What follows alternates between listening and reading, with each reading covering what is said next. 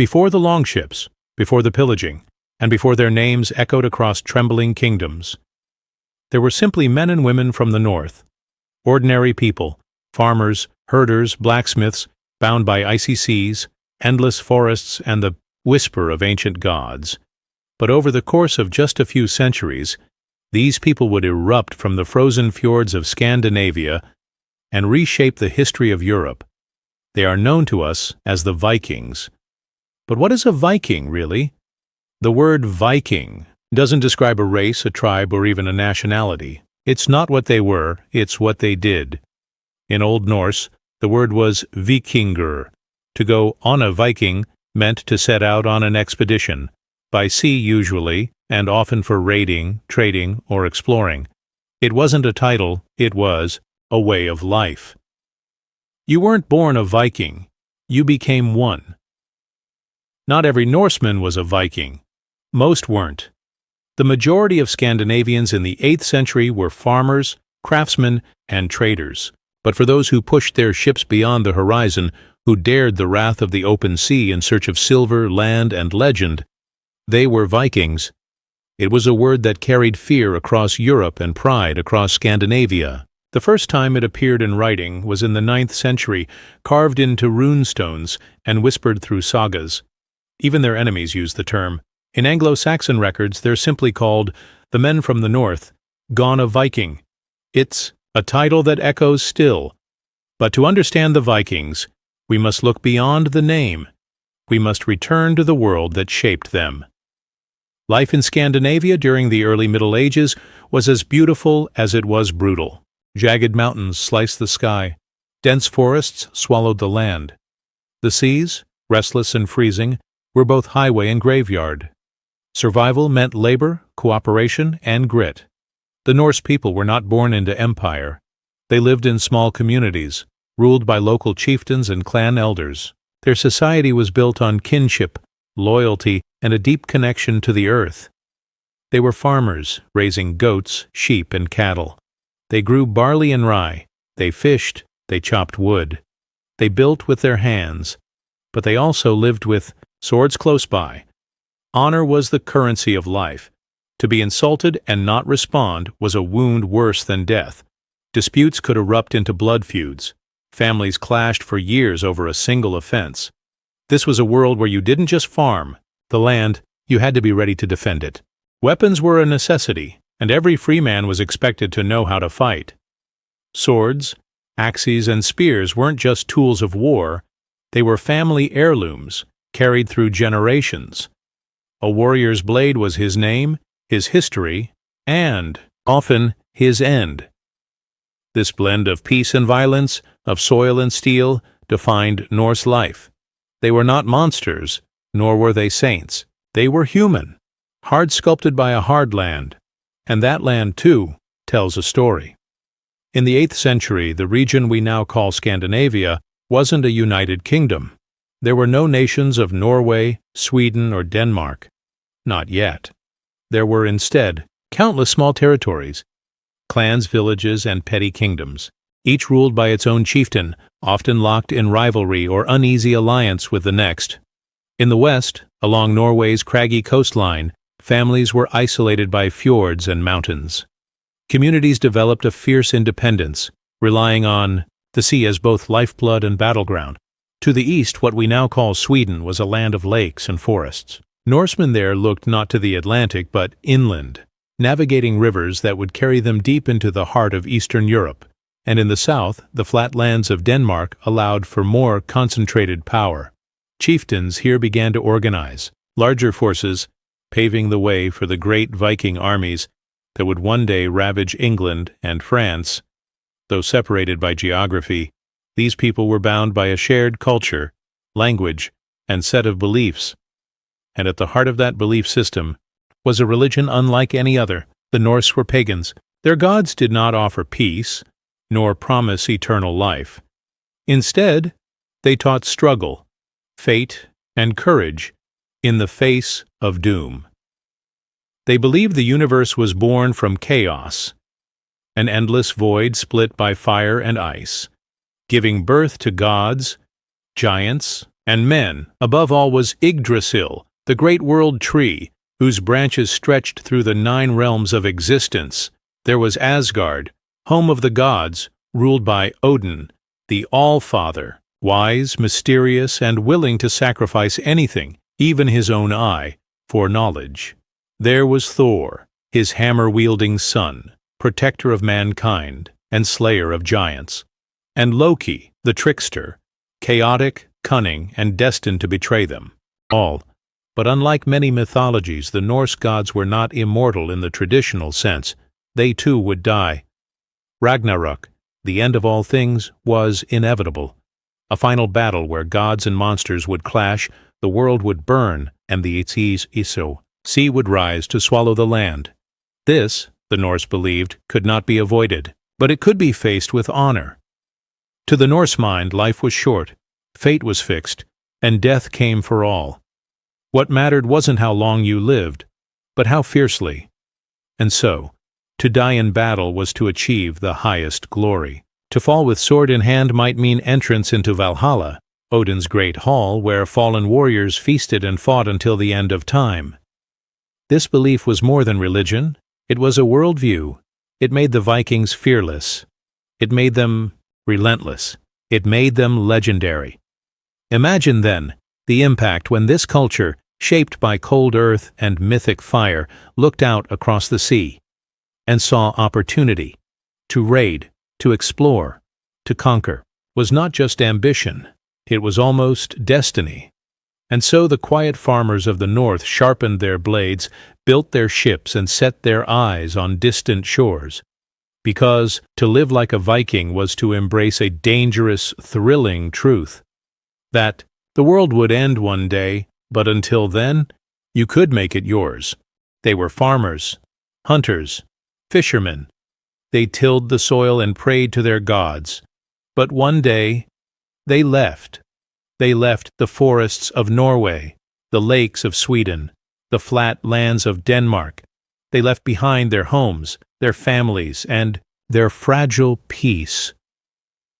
They stepped onto wooden ships, lowered their sails, and turned their faces toward the sea, toward the unknown.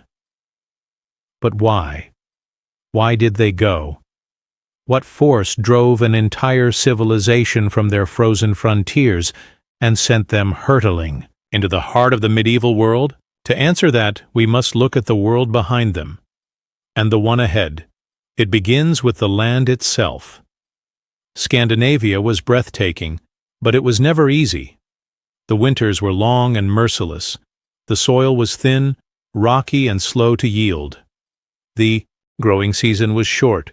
Food could vanish with one bad harvest. Famine lurked just beyond the tree line, and by the late 700s, there were more mouths to feed than ever. Overpopulation. The Norse had large families, essential for survival in a brutal world. But over generations, land became scarce. Farm plots divided and redivided until there wasn't enough to go around. Sons without inheritance, families without future. The land could no longer hold them all. Tensions rose. Rivalries between clans grew bloodier. Young men, full of ambition and fire, found themselves with no land to claim, no war to fight, no path forward. But the sea offered another kind of promise. To sail meant to escape the hunger. To sail meant to escape the blood feuds. To sail meant freedom, adventure, and, perhaps, something even greater. It meant the possibility of riches. Because while the lands behind them grew crowded and cold, the lands beyond the sea glittered with gold. In the 8th and 9th centuries, Europe was a fractured continent. The mighty Roman Empire had collapsed centuries before. In its place were scattered kingdoms, vulnerable, unprepared, and often at war with one another. Along their coasts stood churches and monasteries, symbols of peace and wealth, filled with golden chalices, jeweled crosses, silver candlesticks, and finely illuminated books. And, most importantly, unguarded. To a Norseman raised in a world where treasure was fought for and honor was earned through battle, these places were irresistible. Word began to spread. Across the sea lay lands ripe for the taking. Soft, rich, fractured. A monastery on the coast of Northumbria could hold more silver in one room than a Norse family would see in a lifetime. One raid could feed an entire village. 2 could make a man rich. 3 could make him a legend. The Norse didn't set sail out of cruelty. They set sail for the same reason all people do, opportunity. The difference was, they were ready to take it by force, but even the boldest dreams are nothing without the means to chase them. And that brings us to their most powerful weapon. Not axe, not sword, but something far more revolutionary. The Viking ship. Sleek, symmetrical, shallow-drafted. The Viking longship was one of the most advanced seafaring vessels of its time. It could cut through open ocean or glide up shallow rivers. It could be rowed by oars or driven by wind. It could carry warriors, horses, goods, even settlers. And it was fast. Incredibly fast. Where other ships were sluggish and vulnerable, the Viking longship was a predator, swift, silent, and deadly. It could appear on a distant shore at dawn, unload warriors by the dozens, and vanish before nightfall. No kingdom in Europe was prepared for this kind of mobility. This was not warfare as the continent understood it. This was something else, something new. A ghost army emerging from the mist, raiders who seemed to come from nowhere and return to nowhere. Their mastery of the sea was unmatched. And it wasn't just about shipbuilding. It was about navigation. The Norse used the sun, stars, coastal landmarks, even birds and cloud patterns to guide their way. Some historians believe they may have used sunstones, crystals that polarized light, to find the sun even on cloudy days. They read the sea like a language, and with each voyage they wrote a new chapter. What began as scattered raids soon became coordinated strikes on towns, on trade routes, on entire kingdoms. And still they pushed farther, not just for gold, not just for glory, but for something even deeper, something elemental, the call to explore. Because for all their violence, the Vikings were also among history's greatest explorers. They didn't just raid, they discovered, settled, adapted, transformed. They found the Faroe Islands, Iceland, and Greenland, long before many in Europe knew such lands existed. They reached North America centuries before Columbus, landing in what we now call Newfoundland. They navigated rivers that carried them deep into the heart of Russia. They reached the gates of Constantinople. They sailed as far south as North Africa and as far east as the Caspian Sea. Some went as mercenaries, others as traders, others still as settlers, carving new homes out of foreign lands. The Viking Age wasn't just an age of war. It was an age of movement, of momentum, of risk. And what drove them, more than anything else, was the belief that the world was out there, waiting to be seen, to be taken, to be known. They did not fear the sea. They were born of it. They saw storms not as omens, but as tests. They saw distant shores not as barriers, but as invitations, and so they sailed, not as exiles, but as seekers. They sought silver, yes, and land, and fame, but they also sought meaning, to etch their names into the sagas, to be remembered, because for the Norse life was fleeting. Glory was eternal. So why did the Vikings set sail? Because their land grew too small, because their hunger grew too large, because the world beyond the waves whispered of wealth and wonder, because their ships could take them anywhere, and because somewhere deep in their bones, they believed that if they did not go, they would never truly live. It began with a whisper, a cry in the wind, a flash of sails on the horizon, a monastery by the sea. The year was 793 A.D. The place, Lindisfarne, a holy island off the coast of Northumbria, northern England, a sanctuary, a place of peace, prayer, and learning. For over a century, monks had lived there in quiet devotion, translating scriptures, illuminating manuscripts, and worshipping a god they believed would protect them from the chaos of the outside world. But on that summer day, That illusion shattered. The North Sea delivered not pilgrims, but predators. Longships glided silently onto the shore. The monks, unarmed and unprepared, were no match for what followed. The invaders stormed the abbey. They tore down sacred relics, slaughtered the defenseless, and seized everything of value: crosses, chalices, gospel books, even the monks themselves, bound in chains to be sold as slaves. Blood on the altar, fire in the chapel, silence where hymns once rose. The attack shocked the Christian world. Lindisfarne wasn't just any monastery, it was one of the most important centers of religious life in Britain, a place thought to be under divine protection. And yet, the Vikings had come, and with them, a brutal new era, an era of raids, of terror, of a storm from the north that would not pass quickly. Lindisfarne was not the first Viking raid, but it was the first the world truly noticed. From that moment on, the pattern repeated and spread. Over the next few decades, Viking longships haunted the coasts of the British Isles like ghosts with blades. They struck without warning. Monasteries, villages, ports. Nowhere was safe. Not England, not Ireland, not even the heartlands of Europe.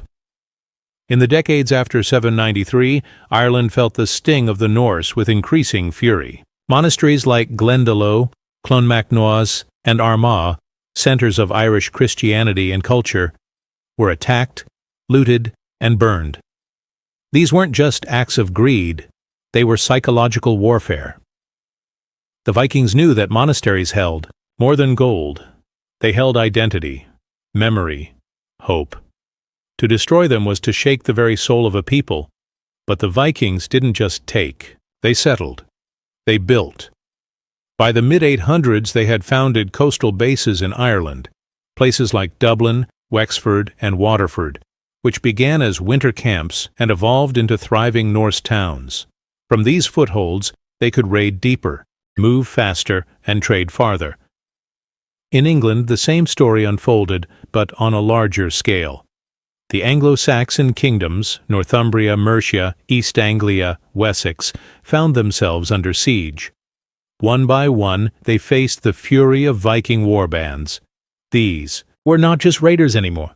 They came in fleets, in armies. They came to conquer. By the 860s, a force known as the Great Heathen Army landed in England, a coalition of Viking warriors, hardened by years of warfare, led by legendary figures like Ivar the Boneless and Halfdan Ragnarsson. They swept through the land like fire. Entire kingdoms fell, cities burned. Kings were slain or fled into exile. It was no longer just a series of raids, it was an invasion. But it wasn't just the British Isles that suffered. Across the Channel, the mighty Carolingian Empire felt the tremble of oars and the clash of steel. The Franks, the heirs of Charlemagne, watched in horror as Viking ships began to haunt the rivers of northern Europe.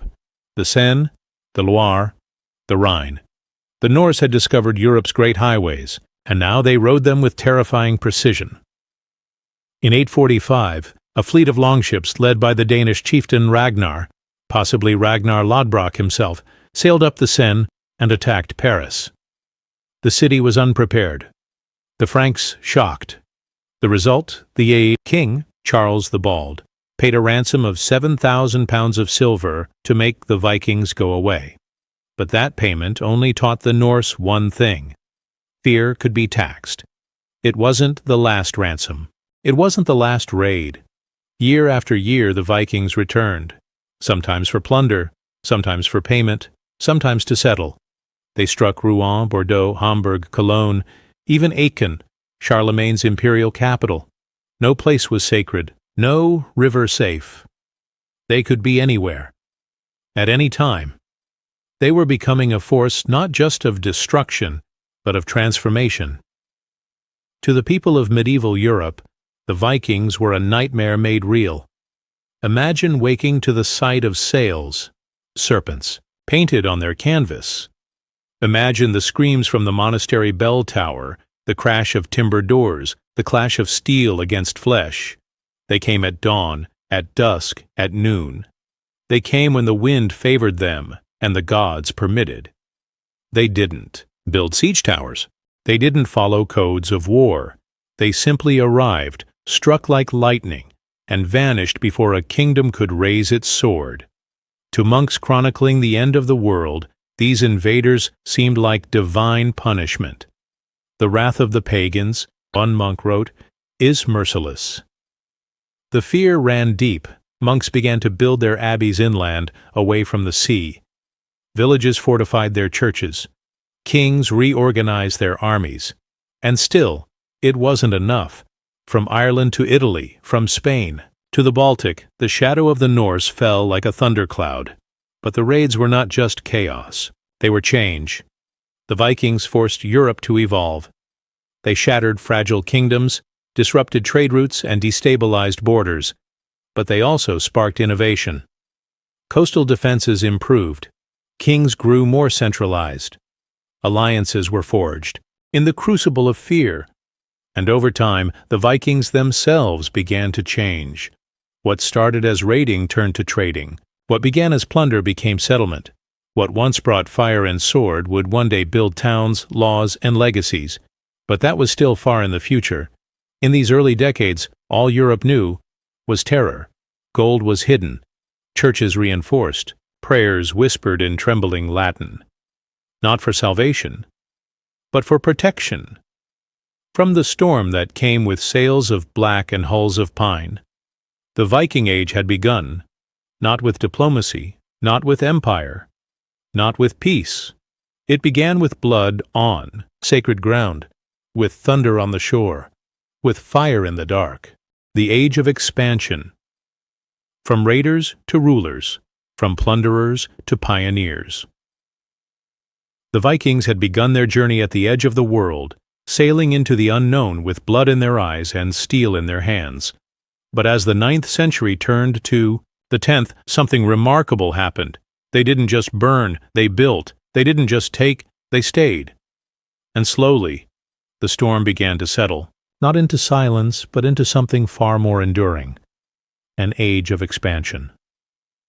Point 4.1. Settlements in Ireland and Scotland. The Irish had known the fury of the Northmen for decades. Raids along the coasts, monasteries sacked, towns set ablaze. But even fire, if left burning long enough, becomes part of the landscape. By the mid-9th century, Vikings were no longer just visitors. They were neighbors. In Ireland, Norse settlements grew from winter camps into full-fledged towns. Dublin, once a Viking longfort or ship fort, evolved into a thriving hub of trade, warfare, and politics. The Norse brought goods from as far as Constantinople and Baghdad. Silk, spices, amber, silver, and slaves all flowed through Viking hands. They didn't just fight the Irish kings, they intermarried with them, formed alliances, raised children who spoke both Norse and Gaelic. In time, a new identity emerged, the Hiberno-Norse, a fusion of Irish and Viking blood that would shape Irish history for generations. Further north, the story was much the same. Scotland's coastlines, islands, and highland inlets became dotted with Viking farms, villages, and strongholds. The Hebrides, Orkney, Shetland, the Isle of Man, all fell under Norse influence, becoming vital outposts of trade and navigation. To the Viking mind, these were not remote frontiers. They were stepping stones, a chain of waypoints across the Atlantic leading ever westward to new lands, to new dreams. Point 4.2. The founding of Dublin and York. Few cities in the Viking world captured their ambition like Dublin and York. Dublin, founded in 841 AD, was more than a raider's refuge. It was a Norse stronghold rich with commerce and blood. The River Liffey carried Viking longships deep into the heart of Ireland. From Dublin's shores, the Norse launched raids inland and negotiated truces with Gaelic lords. They minted their own coins, built timber fortifications, cultivated wealth. The city became a melting pot, where Norse met Celt, where warriors became merchants, and where axes gave way to laws. Across the sea, another jewel glittered in the Viking crown, Jorvik, now known as York, Captured by the Great Heathen Army in 866 AD, York transformed from a Roman relic into a Viking metropolis. Under Norse rule, the city thrived. Its markets buzzed with trade. Its forges rang with iron and silver. Its streets echoed with a dozen languages. At its height, York was a capital, not just of territory, but of culture. A city that showed what the Vikings could become when they stopped to build instead of burn. The Vikings were no longer the strangers at Europe's gates. They were carving their names into its cities. Point 43. Norse Greenland and Iceland. But not all Norse expansion happened with sword and shield. Some of it happened in silence, in windswept isolation, at the edge of the map. In Chu, the late 9th century, Norwegian settlers, driven by overpopulation, feuds, and a thirst for land, set sail into the unknown North Atlantic, their destination, Iceland. It was a volcanic island, barren and windswept, with geysers, glaciers, and lava fields. And yet, it offered something precious: freedom. Here, far from kings and chiefs, Norse settlers established a new society. They brought livestock, tools, and the old gods. They built sod-roofed farms and longhouses. And in 930 AD they created the Althing, the world's first known parliament. Iceland became a land of poets and laws, of sagas and sheep, a Norse republic on the edge of the world. But for some, even Iceland was not far enough. In the late 10th century, a man named Eric the Red, exiled for manslaughter, sailed west again into a frozen void. What he found was a massive, icy island. He named it Greenland, perhaps to lure other settlers with the promise of fertile land. The coasts were habitable, fjords carved into the stone like Viking runes. And so, against all odds, Greenland became the outer edge of the Norse world. Small communities clung to life in this frozen land for centuries, herding cattle, building churches, trading walrus ivory, and praying for warmer winters. But still, the pull of the West remained. There was, they believed, another land, a greater one just beyond the horizon. Point 4.4. Leif Erikson and Vinland. Discovery of North America. The sagas tell us of a bold young man named Leif Erikson, son of Eric the Red, raised in Iceland, hardened in Greenland. Around the year 1000 AD, Leif set sail from Greenland and followed rumors of a land seen by a sailor blown off course. He found it a place of forests, wild grapes, and game. He called it Vinland, the land of wine. Modern scholars believe Leif reached the coast of Newfoundland, in present-day Canada, 500 years before Columbus. There, the Norse built simple shelters, explored the coastline, and attempted a fragile settlement. But their time in North America was brief. Conflicts with native peoples, whom the Norse called Skraelings, and the difficulty of supply lines doomed the colony. Within a few years, Vinland was abandoned. Still, the voyage mattered. The Vikings had crossed the Atlantic. They had touched a new continent. Not as conquerors, but as explorers. It was a testament to their daring that a people who once clung to the rocky shores of Scandinavia had reached the far edge of the known world. This was the Viking legacy in the age of expansion. They were no longer just shadows in the fog. They were settlers, traders, builders, sailors, storytellers. They shaped cities, charted unknown lands, planted roots in soil that had never known a Norse footstep. Their ships still sailed, but now with families aboard, with goods to trade, with dreams to build something that would last beyond fire. They had traveled farther than any Europeans before them, not just across the sea, but across identity, from raiders to a civilization on the move. The Danelaw in Viking England, by the mid-9th century, something had shifted. The Viking presence in Britain had grown from fleeting shadows on the shoreline to a looming storm overhead. What once were swift, violent raids, striking monasteries, and villages had evolved into something far more dangerous, a full-scale invasion. In the year 865 AD, a force unlike any before arrived on English soil. It was known in terrified whispers as the Great Heathen Army.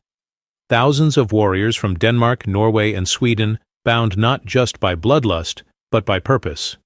These were not raiders, these were conquerors.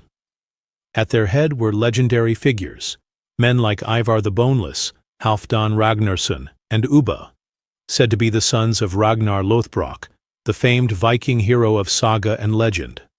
Their father, according to story, had been executed by the Northumbrians, cast into a pit of snakes by King Ella. Now his sons had returned to claim vengeance, and they would burn their mark into the history of England. Their campaign began in East Anglia, a kingdom that offered tribute to avoid destruction. But it was only the beginning. In 866 the army seized York, the heart of Northumbria, and executed its kings. The following years saw Mercia and much of the land fall like dominoes. In just 5 years, 3 of the 4 major Anglo-Saxon kingdoms had fallen or submitted. Only Wessex remained, clinging to the south under the young leadership of a man who would later be known as Alfred the Great. At first, Alfred was not seen as a war hero. He was deeply religious, a man of books and learning, but adversity forges iron. As Viking pressure mounted, Alfred rose. In 871, he became King of Wessex and inherited not just a crown, but a kingdom under siege. The Danes kept coming. They launched attacks year after year. At one point, Alfred was forced to flee into the marshes of Somerset, living in hiding as the Viking armies seemed on the brink of swallowing all of England. Yet he did not surrender. From the shadows, Alfred rebuilt his forces. He trained his men, gathered local support, and when the time was right, he struck. In 878, at the Battle of Edington, Alfred confronted the Danish leader Guthrum in a decisive clash. Against the odds, Alfred emerged victorious. The tide had turned. Rather than continue the war, Alfred proposed peace, but on his terms. Guthrum would be baptized as a Christian, symbolically conceding defeat, and the 2 leaders would draw a line across the kingdom. That agreement would become known as the Treaty of Wedmore. Out of that treaty was born a divided England. The south and west, including Wessex, would remain under Anglo-Saxon control. The north and east, including York, East Anglia, and large swaths of Mercia, would fall under a new kind of rule, Norse rule, Viking rule. They called it the Danelaw. It was more than a boundary, it was a new political and cultural entity, a land where Viking customs, language, and law would shape daily life. And for the first time, the Norse were not just raiders or invaders, they were settlers, farmers, rulers. In the Danelaw, Danish law reigned, laws that emphasized compensation over punishment, communal assemblies called things to resolve disputes, and a focus on maintaining order among a warrior-farmer society. Justice was not dictated from a throne, but negotiated in open council. The Danes brought with them not only swords, but skills. Trade flourished. Viking merchants sold silver, amber, furs, and even slaves across a vast network stretching from the Arctic to the Mediterranean. Towns like York transformed into economic powerhouses, brimming with artisans, shipbuilders, and market stalls. Coins minted in Viking towns bore the marks of Norse kings, inscriptions in runes, and iconography drawn from both pagan and Christian traditions. A new culture was taking root, one born from collision, compromise, and shared survival. The impact ran deeper than trade or law. The Norse and Anglo-Saxons began to influence each other in everyday life. They intermarried, they raised children, they shared songs, stories, and language. In fact, many words we use today in English, sky, window, knife, husband, egg, have Old Norse origins. The place names they left behind still dot the English countryside: Grimsby, Derby, Whitby, and dozens more. Where you see by or Thorpe, you see the footprint of the Danelaw. Even in religion, the lines blurred. Though many Viking leaders converted to Christianity, like Guthrum after his baptism, the old gods did not vanish overnight. Thor's hammers have been found alongside Christian crosses and burial sites, testifying to a world in transition, a world where the divine was not abandoned, but blended. In this new realm, life was harsh, but dynamic. Viking farms sprang up in fertile valleys while ships continued to ply the rivers and coasts. The warrior ethos endured, but it was now balanced by domestic life, by governance, by diplomacy. The Norse had not simply conquered a land, they were reshaping it. But the peace was fragile. Alfred's descendants, Edward the Elder and later Athelstan, would not be content to leave England divided. In the decades to come, they pushed northward, reclaiming territory, forging alliances, and gradually bringing the Danelaw under Anglo-Saxon control. Still, even as the borders changed again, the cultural impact of Viking rule could not be undone. The Norse had left their mark not just on maps, but on minds, on tongues, on law, and on the very soul of England. The story of the Danelaw is not simply one of conquest or division. It is the story of transformation, of how two peoples, once locked in brutal conflict, came to share land, traditions, and a future. The Vikings came to England as enemies, but by the time they were gone, they were part of it. Vikings in the East. When we speak of Vikings, we often imagine long ships crashing against the rocky shores of England, or flames licking at the wooden walls of a Frankish monastery. But there was another side to the Viking story, less known in popular imagination, yet no less extraordinary. It is the tale of the Vikings who turned east. These were the Norsemen of Sweden, driven not across the North Sea, but down the rivers of the Baltic and deep into the heartlands of Eastern Europe. Instead of raiding, they traded. Instead of conquering, they connected. And in doing so, they helped shape the birth of new kingdoms, forge unlikely alliances, and leave their mark on empires far from their cold Scandinavian homes. The Eastern Vikings were known as the Russ, a name whose origins are debated, but which many believe derived from an Old Norse word meaning rowers or seafarers. They journeyed not by ocean, but by river. The Daugava, the Dnieper, the Volga, these winding waterways became their roads, guiding sleek longships southward through dense forests and vast plains. In the 9th century, the Russ began to appear more and more frequently along the great river routes of what is now Russia, Ukraine, and Belarus. These Norse adventurers, traders, warriors, and settlers found a land of Slavic tribes and fractured power. They offered something different: order, strength, leadership, and they seized the opportunity. According to the primary chronicle, a medieval Slavic text mixing history and legend, the Slavic tribes invited a Varangian, or Viking, chieftain named Rurik to rule over them and bring unity. Rurik accepted.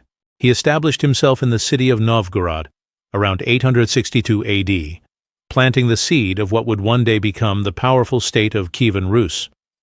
After Rurik's death, his successors expanded southward, and it was Oleg of Novgorod, possibly a relative or general of Rurik, who seized the city of Kiev and declared it the capital of a new kingdom. From this base, the Rus began to carve out a dominion that stretched across Eastern Europe, a multicultural, multilingual, and multi-ethnic realm ruled by Norse kings, but shaped by Slavic soil.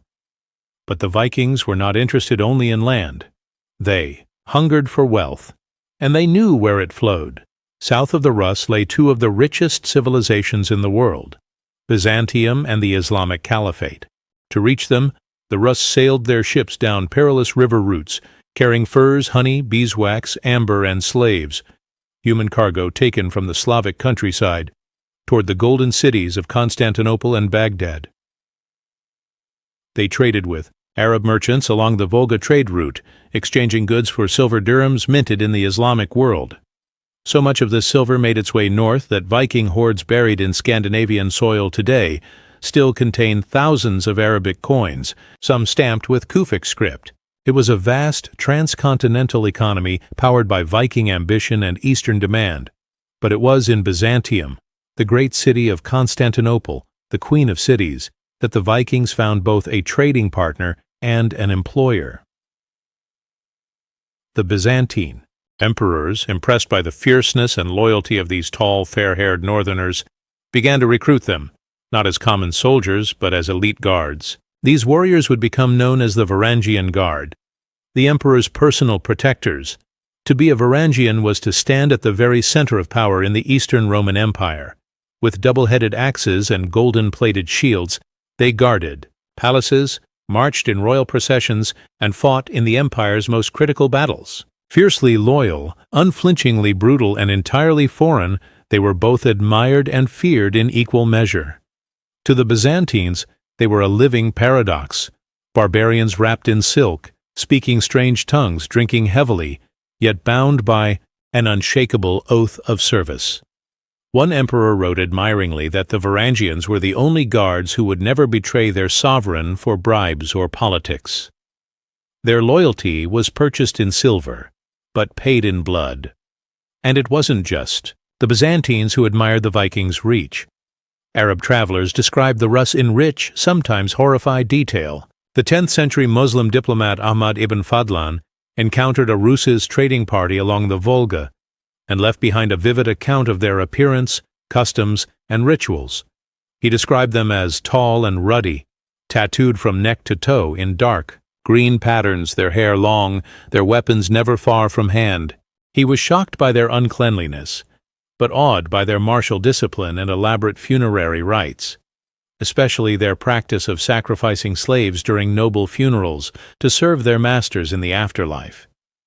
This blend of raw brutality and elaborate ceremony marked the Viking identity across all lands, but in the East it took on a new dimension. Here the Norsemen were not just warriors or wanderers, they were bridge builders, mercenaries, traders, and kings.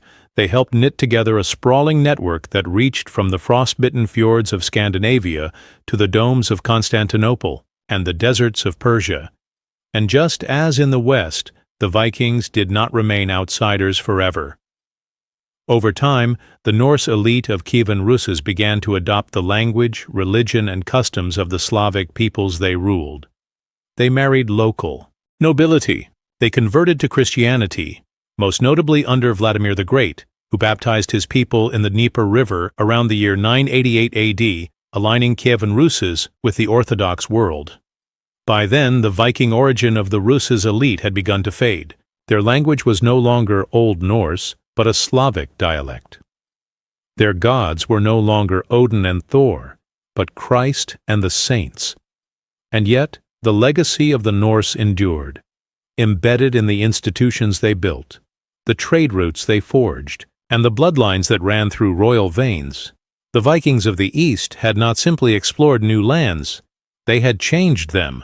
They had helped shape one of the most important medieval states in Eastern Europe, anchored its economy, and left their imprint in chronicles, currencies, and legend. And so, while the longships of the West battered the shores of Britain and Normandy, those in the East charted a quieter but no less profound course. They became princes in Slavic cities, soldiers in Byzantine palaces, and ghosts in the writings of Arab travelers. They were the forgotten Vikings, but their story is anything but small. They remind us that the Norse legacy was never bound to one coast, one battle, or one culture. It was a tide that touched all shores and left none unchanged. Society, culture, and beliefs. Beneath the thunder of longships and the smoke of foreign monasteries, there existed another world, a quieter, richer world of the Vikings, a world of farms and hearths, blacksmiths and storytellers, one where gods walked among mortals, and honor was worth more than gold. To understand the Vikings as mere raiders is to miss the essence of who they were, because when the swords were sheathed and the sails furled, they were also farmers, poets, lawmakers, and believers in a cosmos unlike any other. The foundation of Viking society was built on a rigid yet surprisingly flexible social structure. At the top stood the jarls, the noble class. These were the chieftains, war leaders, and landowners. Beneath them were the carls, the everyday free people, farmers, shipbuilders, warriors, artisans. They were the backbone of Norse society. And at the bottom were the thralls, slaves and servants, often captured during raids or born into bondage. Thralls worked the hardest and had the fewest rights. but in rare cases they could buy or earn their freedom. Unlike the rigid feudalism that would dominate medieval Europe, Viking social mobility was not impossible. A skilled carl could rise through acts of valor or wealth. Even a freed thrall could earn respect, and a jarl could lose everything through dishonor or defeat. Status wasn't just about birth. It was about reputation, wealth, and strength. Most Vikings were carls, ordinary men and women living off the land. Farming was central to their lives. In the short but fertile summers of Scandinavia, they grew barley, rye, oats, and raised livestock. Life revolved around the seasons. Winters were harsh and unforgiving, so every warm month was spent preparing, harvesting, preserving food, mending tools, and repairing roofs before the snow returned. Craftsmanship was a source of pride. Norse artisans shaped intricate jewelry from silver, iron, and bronze. They carved longships with dragon-headed prows, axes with runic inscriptions, and cloth with dyes made from roots and insects. Viking homes were simple but functional. Longhouses made of wood and turf, warmed by central hearths. Families, animals, and tools often shared the same roof. Trade was a lifeline. Though known for their raids, Vikings were prolific merchants. Their ships carried goods across rivers and seas, from amber and fur in the north to silk and spices from the east. Markets buzzed with foreign languages and exotic wares, coins from Baghdad, glassware from Byzantium. Even Chinese silk has been found in Viking graves. This was not a people cut off from the world. They were entangled in it. But behind all of this, the work, the war, the wonder, stood the gods. Viking religion was not a codified system with priests and scriptures. It was a tapestry of myths, rituals, and ancestral wisdom passed down through generations. Central to their belief was Norse mythology, a pantheon of powerful, often flawed deities who mirrored the chaos and order of the human world. At the heart of the cosmos stood Yggdrasil, the great world tree whose roots touched all realms. From the halls of gods in Asgard to the icy wastelands of Niflheim, everything was connected. Odin, the Allfather, was the god of wisdom, war, and death. He sacrificed his eye for knowledge and hung himself from the world tree for 9 nights to gain the runes. Mysterious and often feared, Odin was not a god of comfort, but of sacrifice and secrets. Then there was Thor, the Thunderer, protector of humanity, wielder of the mighty hammer Mjolnir. He rode a chariot pulled by goats and cracked the sky with lightning. Where Odin was wisdom, Thor was strength. Where Odin ruled through cunning, Thor defended with courage. And Loki, the trickster, neither fully good nor evil, a shapeshifter, deceiver, and catalyst for chaos. It is Loki who will bring about the end of all things. Ragnarök, the twilight of the gods, a prophecy of fire and frost, wolves devouring the sun, serpents rising from the sea, gods falling in battle, the world ending, only to begin again. To the Norse, this cycle of destruction and rebirth wasn't tragic. It was natural. Everything, even the divine, must end to be renewed. These myths weren't just stories. They were stitched into the fabric of Viking life. Thor's hammer was worn as an amulet for protection. Sacrifices were made to the gods at seasonal festivals. The dead were buried with grave goods, swords, tools, food, and sometimes animals or slaves, provisions for the journey to the afterlife. But even gods answered to another law, a higher law, honor. To a Viking, reputation was everything. It could not be bought, only earned. A man's name lived longer than his flesh. Feuds, alliances, marriages, they were all governed by honor. And when wrongs were done, justice was not handed down by a distant king or divine court. It was argued in the Thing. The Thing was the Viking assembly, part parliament, part court, part open forum. Here, free men gathered to debate laws, settle disputes, and pass judgment. Justice was communal. Disputes could be settled with fines, called vergild. A man's life had a set value. But when honor was stained, blood often followed. Blood feuds were a grim reality.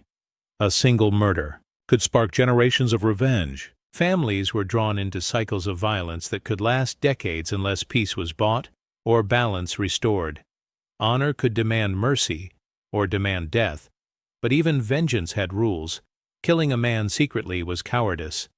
Facing him openly, declaring your cause, that was the Viking way. Women, too, held a unique place in Norse society. While they could not vote at the Thing or lead armies, with rare exceptions, they managed households, held property, and could demand divorce. A woman's honor was fiercely protected, and so was her voice. Norse poetry and sagas celebrated love, loyalty, and loss with haunting beauty. Skalds, Viking poets, were valued members of noble courts, spinning tales of gods and heroes, preserving memory in verse. It was said a man might die twice, once in body and once when his name was forgotten. In the end, this was what the Viking world revolved around. Not just conquest, but continuity. Not just plunder, but purpose. A life lived in tune with land and legend. A society that balanced violence with law, hierarchy with opportunity, myth with reason. They built no great cathedrals, wrote no sacred texts. But the Vikings left behind something just as enduring, a worldview carved in wood, sung in firelight, and whispered through the trees of a northern land. And when you listen closely, you can still hear it, echoing through the sagas, calling from beneath the earth. This was the world the Vikings built when the sails came down and the sword was set aside. A world of belief, of blood, of balance. A world we are only just beginning to understand. The Christianization of the Vikings for centuries, the Vikings worshipped gods born of frost and flame. They raised mead to Odin, wore Thor's hammer for protection, and faced death with the hope of entering Valhalla. But even the mightiest gods, it seems, could not withstand the cross. The Christianization of the Vikings was not swift. It was not clean. It came not as a lightning strike, but as a slow, persistent tide. And like any tide, it began with ripples, small encounters, forgotten names, quiet prayers spoken in fear and hope. The first ripples came in the form of foreign monks, men in simple robes, wielding not swords, but scriptures. As early as in 7th century, Christian missionaries had begun arriving in the north. They came from Ireland, from the Frankish Empire, from distant Rome. These men carried no wealth, but something even more dangerous, an idea that there was one God, not many, that he had died and risen, that salvation could be found not in strength, but in faith. To many Vikings, these foreign beliefs were strange, even offensive. Their gods were gods of action, Thor with his hammer, Odin with his ravens. What use was a crucified carpenter from the deserts of the south? Yet not all Vikings turned away. The monks who came to convert the north faced suspicion, mockery, and sometimes death. But not all were met with hostility. In some places they were welcomed, protected, even respected. They brought literacy, medicine, and connections to powerful Christian kingdoms. Their faith became a bridge and a wedge. As Viking raids intensified in the 9th century, the irony was clear. While Vikings burned Christian monasteries, they were also bringing home Christian slaves, Christian wives, and Christian ideas. Crosses began to appear beside hammers. Latin words crept into Norse speech. And slowly, imperceptibly, a change began. But no single moment marked the fall of the old gods more than the conversion of a king. Harald Bluetooth, king of Denmark in the late 10th century, was one of the most powerful rulers of the Viking Age. A skilled warrior and a clever politician, Harald was not just a man of war, but a man of ambition. He understood the value of unity, of legacy, and of faith. According to the Jelling Stone, Denmark's most famous runestone, Harald claimed he made the Danes Christian. The truth, as always, is more complex. Harold's conversion was likely motivated as much by politics as by piety. By embracing Christianity, he aligned Denmark with powerful Christian neighbors like the Holy Roman Empire. It gave him access to trade, legitimacy, and alliances. It also gave him a reason to suppress internal rivals who clung to the old gods. His baptism was a symbolic break with the past. Churches began to rise where temples once stood. Pagan rites were outlawed. And yet, the transition was not immediate. It was a fusion of worlds. In the years that followed, other rulers followed suit. Olaf Tryggvason in Norway, Olaf Skotkonung in Sweden, some converted out of genuine belief, others under threat of the sword. The message was clear. To rule in the new era, one had to kneel at the altar. And still, the gods did not go quietly. For the Norse people, Christianity was not just a new faith. It was a cultural upheaval. Paganism had been more than religion. It had been identity. Myth, law, art, ritual, all were woven from the threads of the old beliefs. To abandon the gods was, in many ways, to abandon the self. But rather than a clean break, the Christianization of Scandinavia was a slow blending. For generations, people lived in both worlds. Churches were built near ancient sacred groves. Crosses were carved in rune stones beside tributes to Odin. Old customs lingered. Yule feasts became Christmas. The spring fertility rites became Easter celebrations. Even the days of the week, Tuesday for Tyr, Wednesday for Odin, Thursday for Thor, remained, as echoes of a fading pantheon. This blending was not just tolerance, it was strategy. Missionaries and monarchs alike understood that complete erasure would provoke rebellion. Instead, they offered reinterpretation. Thor's hammer became Christ's strength. The world tree became the cross. Baptism replaced blood sacrifice. Slowly, symbols shifted. Meanings evolved. And the old gods faded not in fire, but in forgetfulness. Perhaps the most powerful image of this transition is found in the landscapes of Scandinavia. In graveyards and hills on ancient burial mounds, Christian churches began to rise. These were not accidental locations. They were deliberate. Churches built on top of Viking graves, Viking temples, Viking holy sites, a literal and symbolic conquest. These churches told a story, that the old had been conquered by the new, that Christ had defeated Thor. That salvation now lay in the hands of priests, not seers. And yet, even in defeat, the old world left its mark. Viking Christianity was not like Roman Christianity. It retained its edge, its rugged independence. Viking saints were often warriors. Viking martyrs were kings. Their churches bore dragon heads and carved beasts. Their Bibles were written in runes. Their crosses entwined with serpents and trees. This was not Rome. This was still the North. And the transformation was not without resistance. Many clung to the old ways. In Iceland, the conversion was debated at the National Assembly, the Althing. After days of argument, a compromise was reached. Publicly, Iceland would become Christian. Privately, people could still honor the old gods. It was a political decision, not a spiritual awakening. And yet, it marked a turning point. By the 11th century, Christianity had spread across the Viking world. Paganism had become a memory, a whisper in the wind. The gods who once ruled the sky and sea were now stories, preserved in sagas, forgotten in hearts. But even in their absence, they left their fingerprints, in the values of honor and bravery, in the symbols still etched into Scandinavian art. In the rituals that survived beneath new names, the Viking world had not been destroyed. It had been transformed. The cross now stood where the hammer once fell. The mead halls gave way to monasteries. The sagas began to include saints as well as heroes. And yet, in the quiet of a Scandinavian winter, when the snow falls thick and the fire crackles in the hearth, it's easy to imagine the two worlds overlapping, the sound of bells mixing with the echo of battle cries. The whisper of prayer entwined with the voice of a skald. Christianity may have conquered the Vikings, but it never erased them. Their gods are gone, but their spirit remains.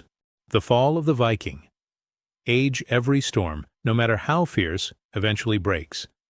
And so too did the Viking Age, that thunderous century of warriors and wanderers, begin its slow descent into silence. By the late 10th and early 11th centuries, the world had begun to change. Europe, once paralyzed by fear, had learned to fight back, and within the Viking world itself, the unity that had made them strong began to splinter. The fall of the Viking Age was not the result of a single battle or ruler, but of 1,000 cuts, resistance from without, fractures from within. For over 200 years, the very name Viking struck terror into the hearts of kings and commoners alike. But time breeds adaptation, and the once defenseless lands of Christendom began to harden.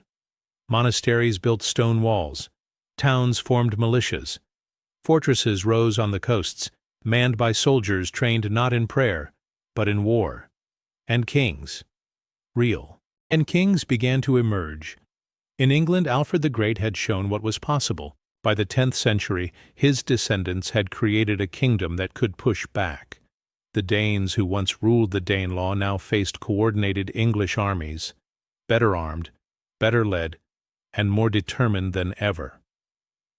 In France, the Carolingians had given way to new powers, like the Capetians and the Dukes of Normandy, many of whom were themselves descended from Vikings.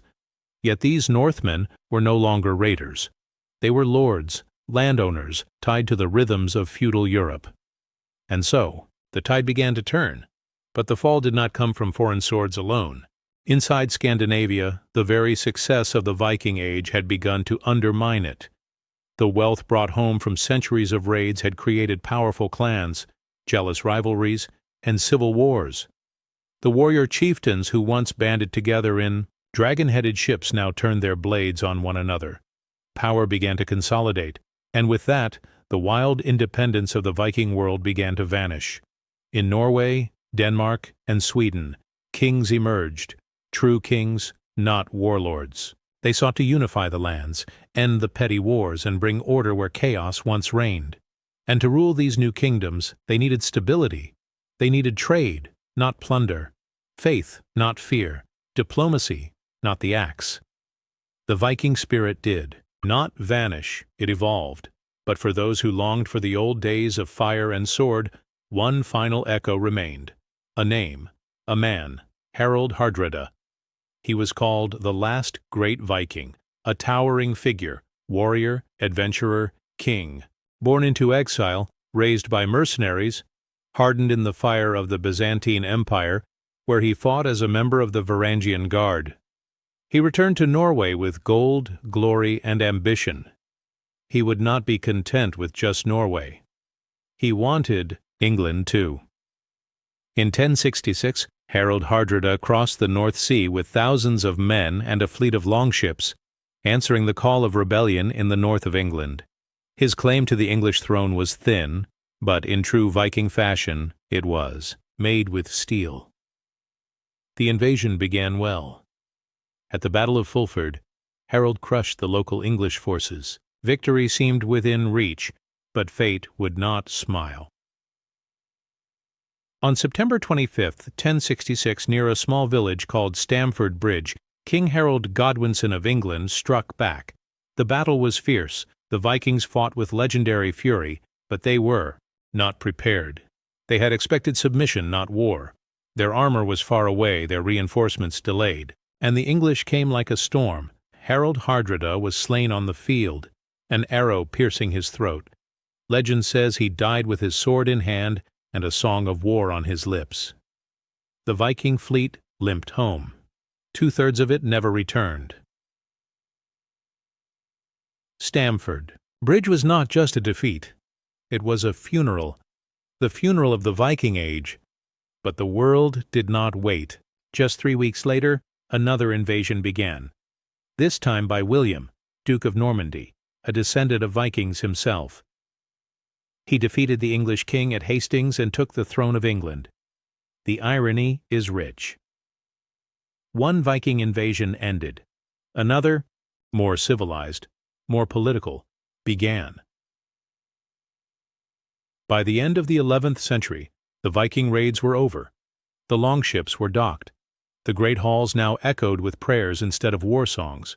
The gods were silent, the runes faded, but the Vikings did not vanish. They changed. Many had already become kings and queens, merchants and monks. They built cities like Dublin and Kiev. They married into royal families across Europe. They gave up the axe and took up the scepter. Their ships no longer carried warriors, but goods.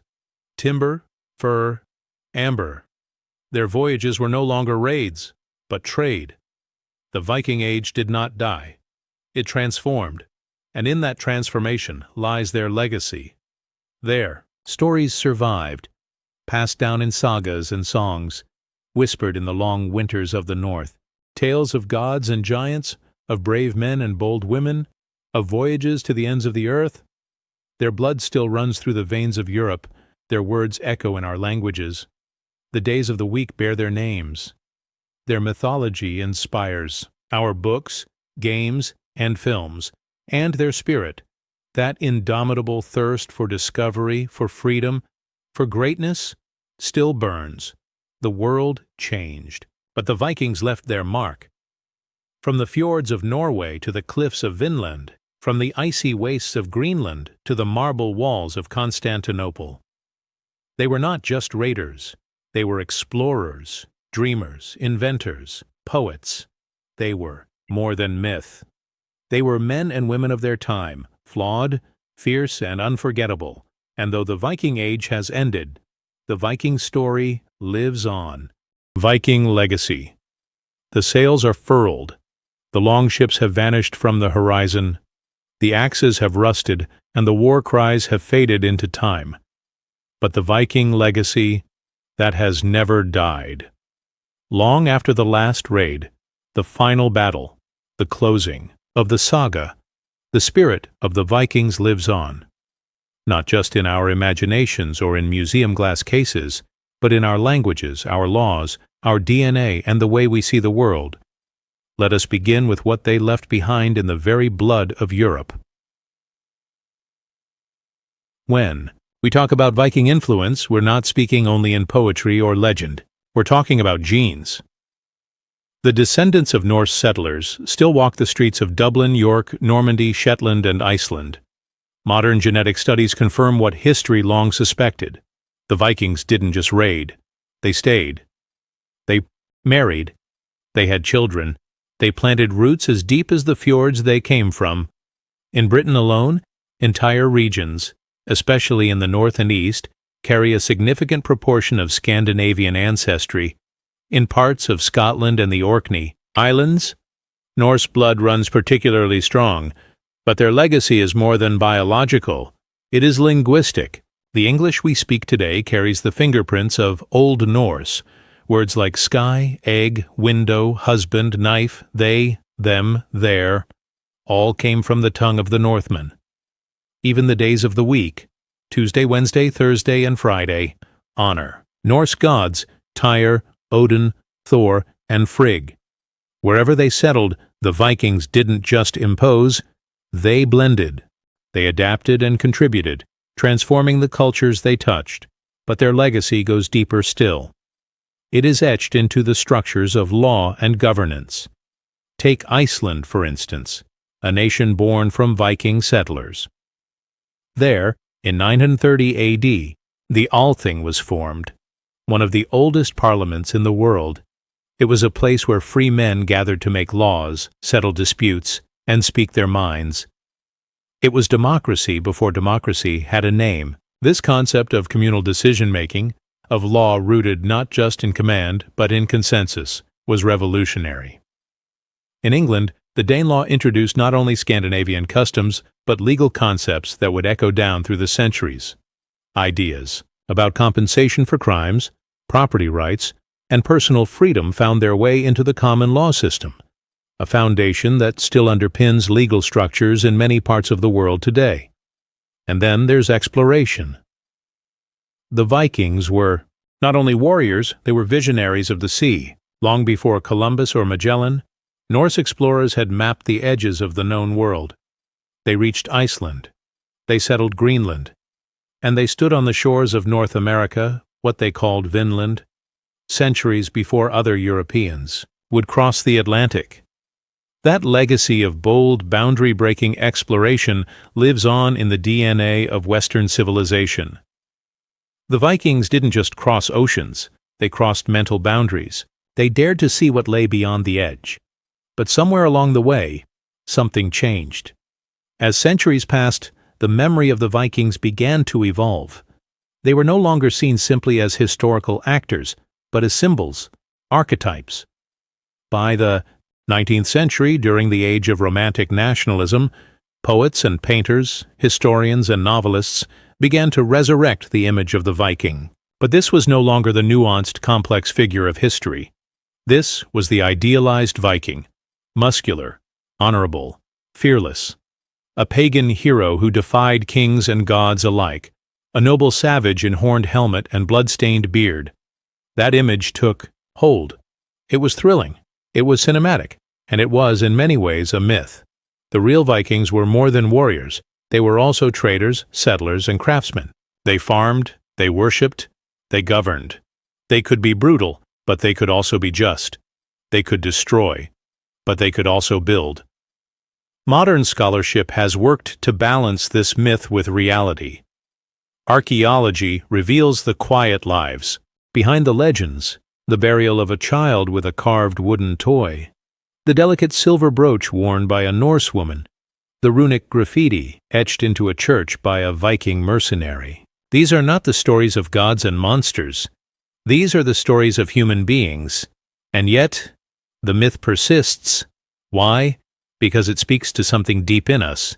The Viking represents the unchained human spirit, the refusal to bow to fate, to accept the world as it is.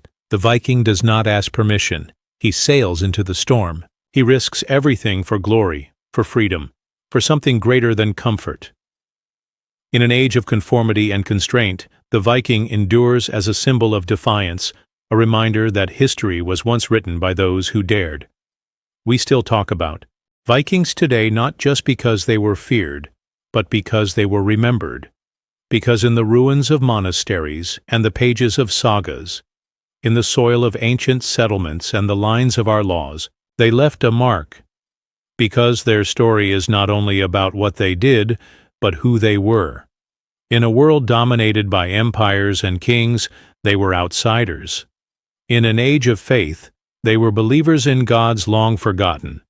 In a world of borders, they crossed them. In an age of fear, they inspired it and overcame it.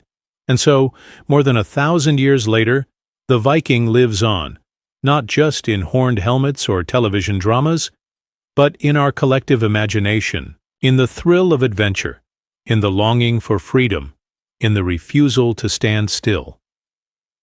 The Viking story is not just a history lesson. It's a mirror. It reflects our own hunger to know what lies beyond the horizon. It speaks to the part of us that still wants to build, to roam, to fight, to believe. And perhaps that is their greatest legacy of all. Not what they took, but what they left behind. Echoes of the North, the enduring spirit of the Vikings. The winds of the North have grown quiet, yet if you listen closely, the echoes remain. In the frozen landscapes of Scandinavia, in the runestones standing silently on the hillsides, in the sagas told by firelight, there is still a pulse. The Vikings may have disappeared from history's stage over a millennium ago, but their spirit refuses to die. This is not a story of endings. It is a story of transformation. The Viking Age was never meant to last forever. It was a wave, fierce, fast, unstoppable. But like all waves, it eventually broke.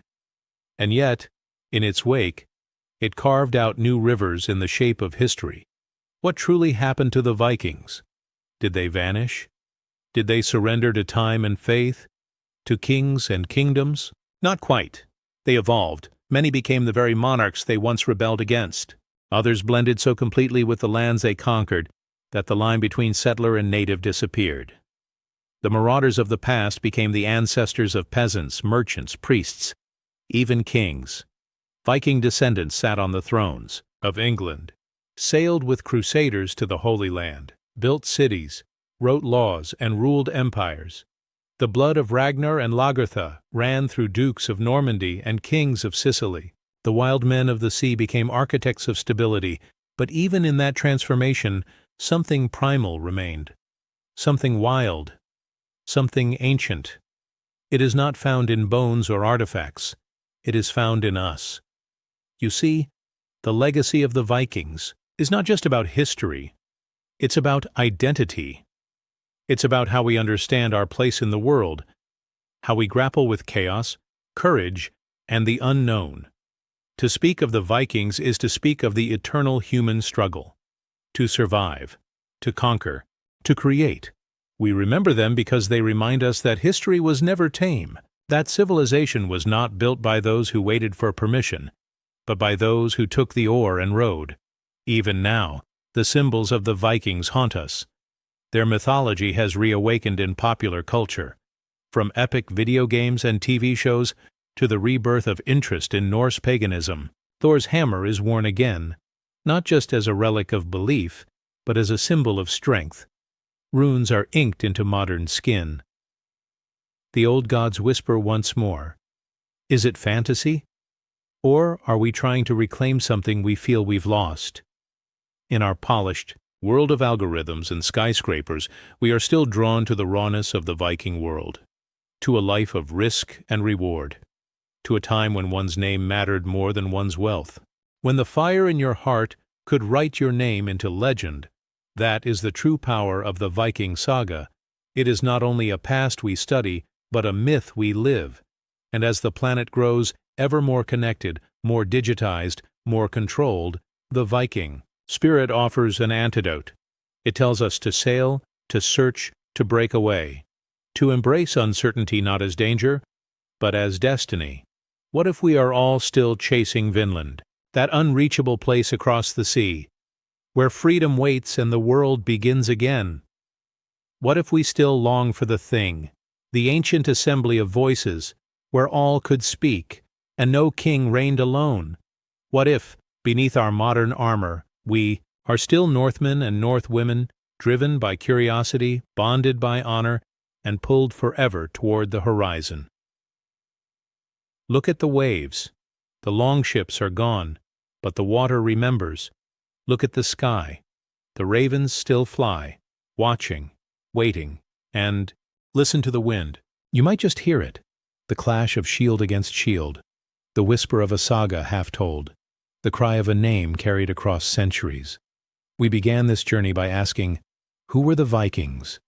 Now we know they were more than raiders, more than settlers, more than myths. They were human beings, flawed, ferocious, fearless, and they were us. Their age has ended, but their story will never die. It sails on, across oceans of time, into the heart of the future. Because the saga of the Vikings was always meant to be eternal. Secrets in the soil. What archaeology reveals about the Vikings, the past doesn't whisper from books alone. Sometimes it calls from the earth. In the silence beneath our feet, a forgotten world waits. The Viking Age, a time of ferocious raids, sweeping voyages, and gods that walked beside men, left few written records. The Norsemen didn't craft their legacy in ink. Their sagas were sung, their laws spoken, their gods carved in stone. They built no great libraries, penned no chronicles of conquest, and when their voices fell silent, much of their truth was buried, not in myth, but in the soil. And so, to understand them, to truly see the Vikings as they were, we must dig. The earth remembers. What memory? Forget's archaeology is not about treasure. It's about fragments. A comb made from antler, a bead of colored glass, a charred grain of barley. Each is a clue, a thread in the sprawling tapestry of Viking life. It begins in the barrows, the great burial mounds that dot the Nordic landscapes, like scars from another age. One of the most iconic discoveries came in 1904, when workers uncovering a burial site near Oseberg, Norway, stumbled upon something astonishing: a perfectly preserved Viking ship, its prow curling like the tail of a serpent, its timbers still etched with ancient carvings. Inside lay two women, one elderly, the other younger, surrounded by a trove of grave goods, wooden sledges, richly woven textiles, carved animal heads, and even sacrificed animals. The scene spoke not of warriors, but of power, nobility, reverence. Who were these? Women? Priestesses? Queens? Their identities remain a mystery, but their burial tells us this: Viking society held space for female power. Their dead were honored not only with weapons, but with wonder. Not far from Oseberg, the Gokstad ship, discovered in 1880, revealed a different story. Built for speed and strength, its sleek hull was designed to conquer waves and winds alike. In its grave, a single man lay buried, accompanied by shields, swords, a game board, and a team of 12 horses. Here lay not just a warrior, but a traveler, a master of the sea. And in every plank and nail of that ship, we see how the Vikings shaped their world, not by marching, but by sailing. Everyday life, frozen in time. Beyond the drama of royal graves, archaeology shows us the quieter truths, the ordinary lives that history forgets. In the old Viking city of Jorvik, modern-day York, layers of Norse occupation were unearthed beneath centuries of English soil. There, in preserved timber houses and muddy alleyways, archaeologists found leather shoes, wooden bowls, iron nails, spinning tools, and even scraps of linen still holding traces of ancient dyes. Even more revealing were the contents of Viking latrines, yes, their toilets. From fossilized excrement, scientists reconstructed Viking diets: rye bread, barley porridge, meat stew, and the occasional parasitic worm. Not exactly glamorous, but deeply human. The soil didn't just preserve their tools, it preserved their stories. Carvings etched into bone revealed game boards, riddles, and spells. One inscribed stick from Bergen reads, "Think of me, I think of you. Love me, I love you." A poem, maybe. A flirtation, possibly. A message, certainly. From a person long gone who once felt what we feel now. The warrior woman of Birka for decades, archaeologists and historians assumed that Viking graves containing weapons belonged to men. Then came the grave in Birka, Sweden, a burial fit for a general. A sword, a bow, 2 shields, 25 arrows, game pieces for strategic play, and 2 war horses. For over a century, it was labeled a warrior chieftain. But in 2017, DNA analysis revealed a shock. The warrior was a woman. She wasn't buried with jewelry. She wasn't interred alongside children. She was a commander, laid to rest with the tools of war and leadership. The Viking world wasn't as rigid as once believed. It bent, it changed. It made room for those who defied expectations. The ghost settlements of the Arctic far from Scandinavia. Viking footprints stretched across the North Atlantic to the windswept shores of Iceland, the green valleys of Greenland, and for a brief moment in time, even the forested coasts of North America.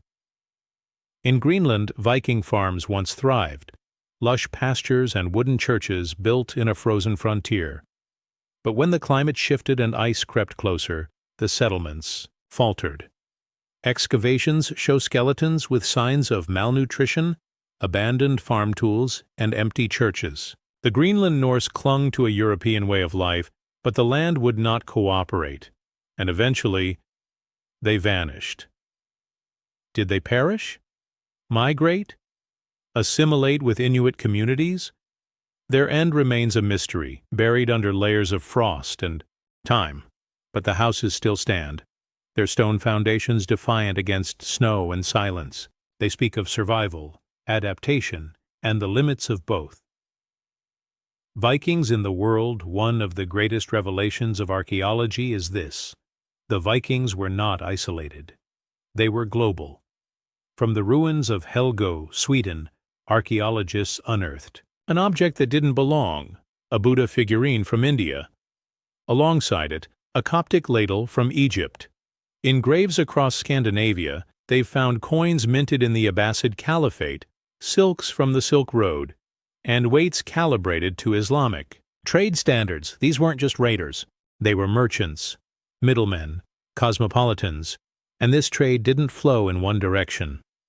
Vikings also exported amber, furs, walrus ivory, slaves, and iron. Their longships were not just tools of war, but of commerce.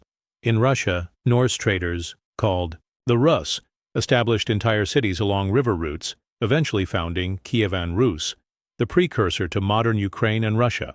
There, archaeology reveals fortified settlements, Norse weaponry, Slavic pottery, and Islamic coinage, all side by side, guardians of an empire, and in the golden city of Constantinople, Vikings once stood at the gates, not as invaders, but as guards. The Varangian Guard, elite warriors of the Byzantine emperor, were largely Norse in origin. Archaeological and written evidence alike show that these towering northerners swore loyalty to the emperor, guarding the palace with axe and shield.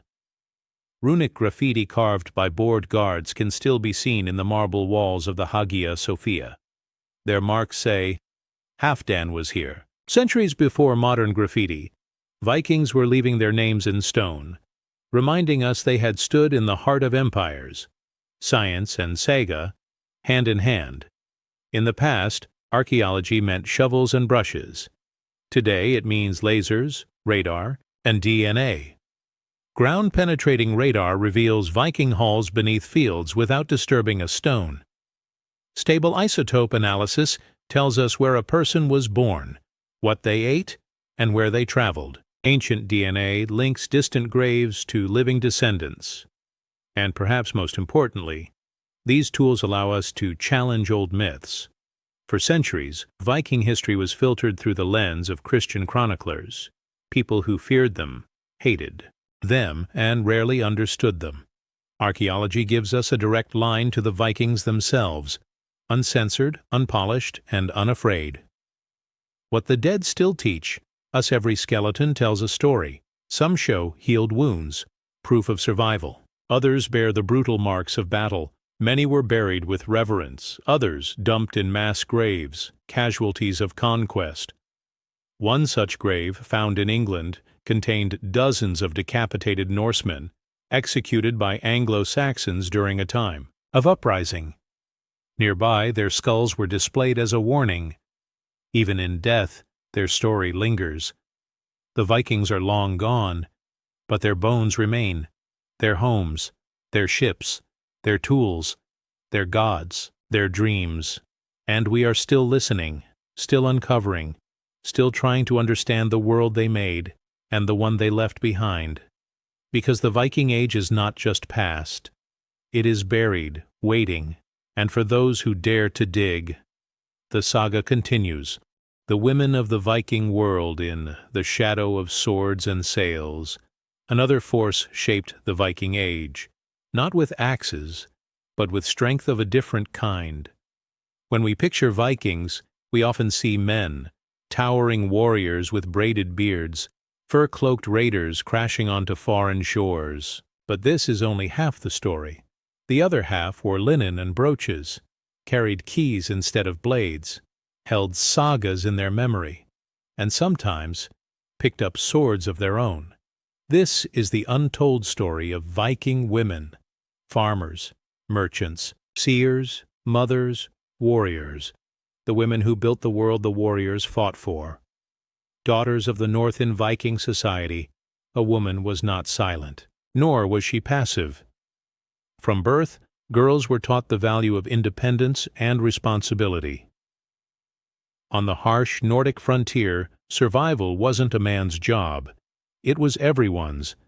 And so Viking girls learned to manage households, tend livestock, spin wool, make cloth, brew ale, and, when needed, defend what was theirs. The sagas speak of shield maidens, yes, but they also speak of landowners, seers, traders, and skalds, poets who preserved history in verse. The woman's domain was not just the hearth. It was the foundation of Norse civilization, keys of power, women and property. Perhaps the most symbolic object of Viking femininity was the key. Viking women often wore keys at their waists, not as fashion, but as authority.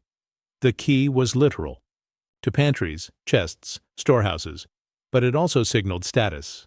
A woman with keys was the keeper of wealth, the manager of labor, the backbone of the household economy. Unlike many of their contemporaries in medieval Europe, Viking women could own land, inherit property, and divorce their husbands. If mistreated, a woman had the right to reclaim her dowry and leave. Marriage was a contract, not a sentence. If her husband died, she could become the head of the family. The sagas even refer to kona forstjóri, a female head of household, a matriarch who could represent the family at the local thing, the Viking assembly of law and judgment. In a world often seen as male-dominated, Norse women wielded quiet, legal, and power. The Shield Maiden. Warrior or legend? The most enduring image of Viking women is that of the Shield Maiden, a female warrior fighting beside men in the shield wall. But were they real? The answer, as archaeology now suggests, is yes, though rare. In Birka, Sweden, a high-status grave contained the remains of a woman buried with a full warrior's kit: sword, axe, spear, 2 shields, 25 arrows, and a strategy board for battlefield tactics. For decades she was assumed to be male, until DNA analysis in 2017 confirmed she was female. This wasn't just a warrior's grave, it was a commander's. The sagas tell of shield maidens like Lagertha, who fought beside Ragnar Lothbrok, or Brynhildr, a Valkyrie whose tale straddles myth and memory. These stories weren't just fantasy. They reflected a world where the boundaries of gender, while firm, could bend in times of need. Women may not have been the majority in battle, but they were never fully absent from it. Volur, the women, who spoke to the gods in a world where gods walked among men. Some women walked closer than most. They were called volur, seeresses, wandering prophetesses, women who carried staffs, wore cloaks stitched with charms, and performed cedar, a mystical Norse magic that bent fate itself. To the Vikings, the volur were feared and revered. They could see the threads of destiny. They could curse or bless. In the sagas, kings knelt before them, offering gifts in exchange for glimpses of tomorrow. One such woman, described in the saga of Eric the Red, travels to Greenland to perform a ritual. She is seated on a high platform, dressed in blue, with catskin gloves and a magical staff. Villagers sit in a circle, and she sings ancient chants. The gods answer through her. Modern excavations have confirmed the reality behind these tales. Graves have been found containing staffs believed to be magical in nature, buried alongside women with exotic goods, herbs, and charms. These were not witches in the medieval sense. They were spiritual leaders, oracles, practitioners of power that kings envied and sometimes feared. Mothers of the saga's family was everything in the Viking world, and at its heart was the mother. But Viking motherhood was no quiet affair. Women were not simply caregivers. They were the keepers of memory. They told the sagas. Before these stories were written down, they were passed by voice, often from mother to child. It was women who remembered the family's honor, the debts owed, the blood feuds, the glory of dead heroes. They preserved the line, not just through birth, but through story. The role of the mother extended beyond the home. Viking women managed farms while their husbands were away. They traded in markets. They arranged marriages, not just for love, but for alliance, land, and legacy. Some even crossed the seas. Runestones mention women who traveled to Miklagard, Constantinople. Others appear in settlements across Ireland, Iceland, Greenland, and even Vinland, the Norse name for part of North America. One woman, Gudrid Thorbjarnardóttir, born in Iceland, traveled more in her lifetime than most modern people ever will. She sailed to Greenland, gave birth in North America, and later made a pilgrimage to Rome. Her saga is preserved, her courage immortal. Buried with honor in Viking graves, we see how society valued its women. Female graves are often rich in grave goods: brooches, beads, combs, tools, and occasionally weapons. One grave in Denmark contained a woman buried with a complete set of blacksmithing tools. Another, in Norway, included a loom weight inscribed with runes, a sign of craftsmanship and literacy. Even in death, Viking women were remembered not just as mothers or wives, but as individuals of skill, spirit, and power. Their burial goods tell us who they were, and perhaps who they still are. A complex reality were Viking women equal to men? No, this was still a patriarchal society. Men held more political power, controlled the warrior class, and led most expeditions. But compared to much of medieval Europe, Norse women enjoyed remarkable freedom. They could sue for divorce, own businesses, lead farms, and speak at assemblies. They could raise warriors and, on rare, mythic occasions, become warriors themselves. And unlike many of their Christian counterparts, Viking women were not cloistered or silenced. They were visible, vital, respected, even feared. Legacy. In the blood and in the bones today, genetic studies show that women were part of nearly every Viking expedition. They settled new lands, brought their gods and traditions, and slowly adapted to new worlds. In Iceland, the DNA of modern people reveals that most Viking settlers were Norse men, but Celtic women. This suggests that many Norsemen took wives, from Ireland or Scotland, by alliance, by arrangement, or by force. It's a reminder that Viking history is not simple. It is filled with power and pain, freedom and force, love and loss. The Viking woman was not a stereotype. She was a reality, and her story has only just begun to be told. A new saga emerges today. Archaeologists are re-examining old graves. Rethinking assumptions, rewriting history. They're finding women where they once assumed only men. They're decoding beads and brooches as messages. They're piecing together a world in which women were not the audience, but authors. The women of the Viking world were never shadows behind the throne. They were the throne, the hall, the hearth, the home. They were the voices in the sagas, the hands behind the sails, the keepers of keys and destiny alike. And now, after 1,000 years of silence, their voices are rising again, from runes, from bones, from soil, and from story. This is not the end of the Viking tale. This is the other half of it, the Viking economy and global trade. We remember the Vikings for what they took: gold, silver, land, lives. But we forget what they gave, what they traded, what they built. The Viking world wasn't just a battlefield, it was a marketplace. Vast, dynamic, and global. They were raiders, yes, but also traders, craftsmen, and economic pioneers, connecting the icy shores of Scandinavia to the warm markets of Baghdad and Byzantium. This is the story of Viking commerce, an empire not carved by the sword, but spun in silver, silk, and spice. From plunder to profit at first, Viking wealth came through blood and fire, plundering monasteries, looting coastal villages, taking what could be carried in haste. But soon something changed. Raiding led to settling. Settling led to trading. And trade required organization, craftsmen, markets, currencies, and routes that stretched far beyond the fjords. By the 9th century, Vikings were no longer just feared invaders. They were merchants, appearing at the gates of powerful cities, bearing goods from the far corners of Europe, and even Asia. To understand the Viking economy, we must leave behind the axe and pick up the scales. The longship, merchant of the seas. The Viking longship was a marvel of war. But another ship. The Nar was the engine of commerce.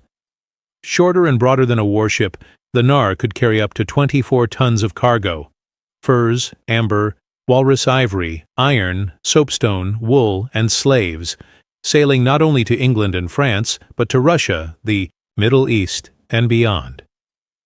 From their homelands in Norway, Sweden, and Denmark, Viking traders fanned out like spokes from a wheel, each journey part of a larger economic web, one that reached deeper and further than most medieval kingdoms could ever dream. The great trading hubs, Birka, Hedeby, Kaupang. Viking trade wasn't just mobile. It was rooted in powerful trading towns, early urban centers that thrived centuries before most of Scandinavia saw cities. At the heart of these towns was Hedeby, nestled at the base of the Jutland Peninsula, strategically positioned between the North and Baltic Seas. By the 10th century, it was one of Northern Europe's busiest trading posts. Excavations have revealed a vibrant hub, workshops, wharfs, defensive ramparts, and goods from as far away as Persia, India, and the Byzantine Empire. Birka, near modern Stockholm, served a similar role in Sweden, linked by rivers to the east, and Kaupang, in Norway, functioned as a bustling seasonal market where traders exchanged everything from glass beads to Frankish swords. These towns were the crossroads of Viking trade, places where languages mingled, currencies clinked, and goods changed hands with astonishing speed. Coins and silver. The Viking. Currency. The Vikings didn't mint their own coins, at least not at first. Instead, their economy ran on silver. Silver was weight-based, measured in arm rings, chopped coins, jewelry fragments, anything that could be weighed on a merchant's balance. This silver economy was so dominant that a new word emerged for it: hack silver, broken bits of silver used like cash.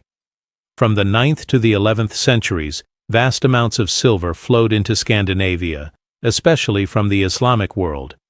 Dirhams, silver coins from the Abbasid Caliphate, have been found in hoards across Sweden, often buried for safekeeping. Some hoards contain thousands of coins, proof not only of wealth, but of trade with the Muslim world. The eastern trade route, from the Baltic to Baghdad. Swedish Vikings, known in the east as the Rus, followed the rivers southward, navigating the Neva, Volga, and Dnieper rivers, crossing from the Baltic Sea into the very heart of the Islamic and Byzantine worlds. These routes weren't easy. Boats were dragged across portages, carried by hand. But the rewards were rich. Along the way, they traded furs, honey, wax, and slaves, in exchange for silk, spices, silver, and precious stones. In Baghdad, the heart of the Abbasid Caliphate, Norse goods appeared in markets crowded with scholars, merchants, and mystics, and in Constantinople, the city they called Miklagard, the Great City, Vikings stood in awe of golden domes and marbled halls, trading for exotic wares under the watchful eye of emperors. The Vikings weren't isolated. They were connected to a global medieval economy, a reality that rewrites how we see their world. Slaves, the dark commodity. Not all Viking trade was noble.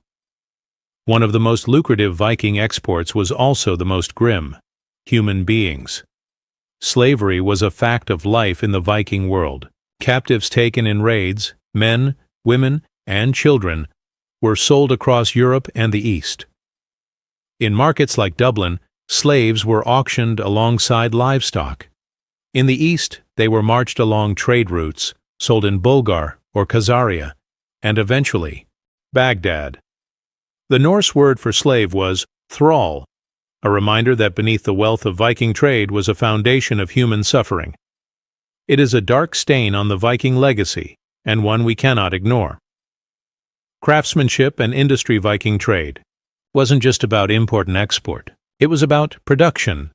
Viking craftsmen were skilled in blacksmithing, weaving, woodworking, leather tanning, and jewelry making. Goods made in Scandinavia were high in quality and widely sought after. Beads made of glass and amber, swords of folded steel, cloaks dyed with rich pigments, even combs, yes, combs, carved with care from bone or antler. These items weren't just traded, they were status symbols, signs of cultural reach. The Vikings weren't barbarians. They were artisans, and their workshops produced goods that traveled farther than most of their ships. Trade and diplomacy, gifts and alliances. In the Viking world, trade was more than profit. It was diplomacy. Leaders exchanged gifts, elaborate brooches, falcons, swords, silks, not as commerce, but as political signals. A gift meant alliance, friendship, or tribute. And so, Viking chieftains built networks of power not just with force, but with foreign goods. A Byzantine silk in a Norse hall was a trophy, proof of influence and reach. These exchanges shaped identity. They made Viking rulers into worldly monarchs, not just local warlords. Women in the Viking economy? Women weren't just observers of Viking commerce. They were active participants. They ran farms, sold goods, and controlled household economies. Many Viking graves show women buried with scales and weights, tools of a trader. In towns like Hedeby and Ribe, women worked as textile producers, market sellers, and even moneylenders. Archaeology shows that Viking women weren't confined to the home. They were economic agents, fully embedded in the system of trade and production.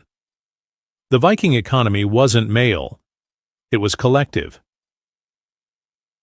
Collapse and continuity. By the 11th century, the Viking trade routes began to falter. The rise of centralized kingdoms in Denmark, Norway, and Sweden led to greater regulation. Coinage replaced hacksilver. Cities replaced seasonal markets. Christianity changed tastes. Pagan goods fell out of favor. Religious pilgrimage began to replace adventure. The Silk Road shifted, and with it the demand for certain goods. And yet, the legacy of Viking trade endured. In cities like Dublin, York, and Kiev, Viking foundations remained. Markets continued. The Norse had planted the seeds of medieval European commerce. The Viking economy, a global vision. So who were the Vikings? Raiders? Yes. But also global traders, network builders, urban pioneers. They built bridges, not just with stone, but with silver and sail, from the fjords of Norway to the deserts of Arabia.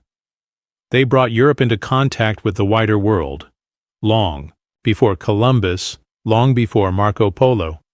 They didn't just conquer land, they conquered distance, and in doing so, they transformed the economic map of the medieval world, turning a frozen corner of Europe into the beating heart of a global trade network. Their legacy isn't just in blood and battle, it's in commerce, connection, and crossroads. Viking warfare, strategy, weapons, and battle tactics: steel, shield, storm. To most of the world, this was the Viking greeting. From the moment their ships sliced through the morning fog to the final clash of steel echoing in a burning village, the Vikings made themselves known by how they fought and how they won. They were not a standing army.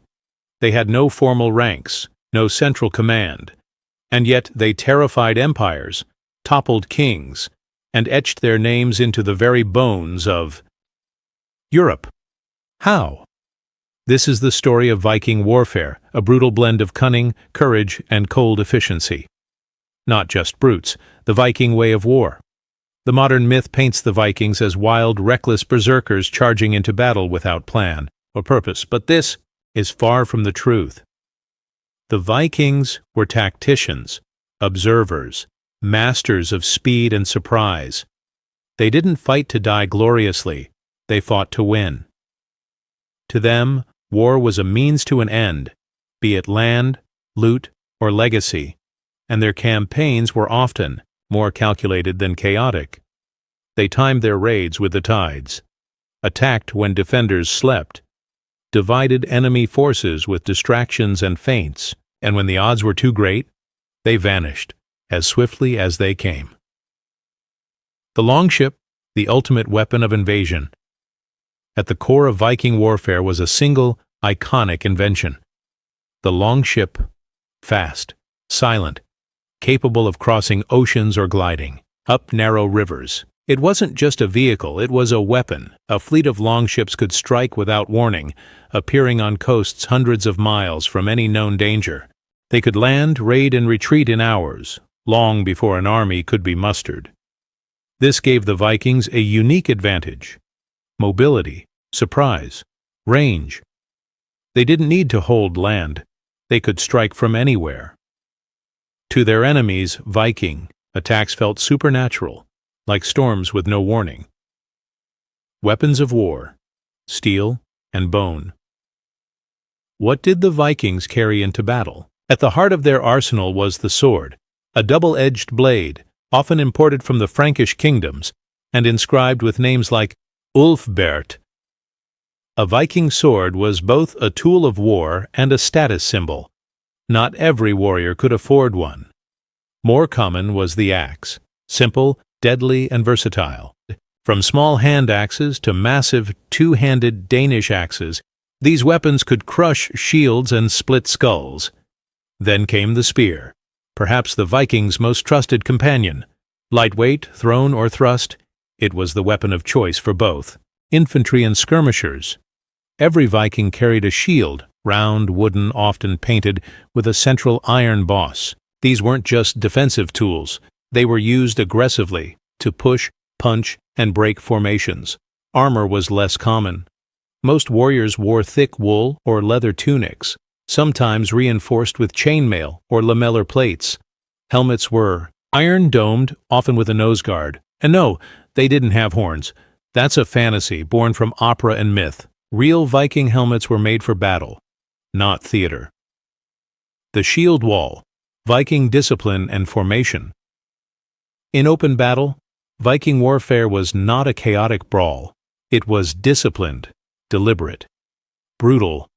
The core tactic was the shield wall, a line of warriors, shields locked tight, creating a moving barrier of wood and iron. Behind it, spears jabbed, swords slashed, axes hooked and pulled enemy shields away. It was not elegant. It was a contest of endurance, strength, and will. And when a shield wall broke, the battle turned into a slaughter.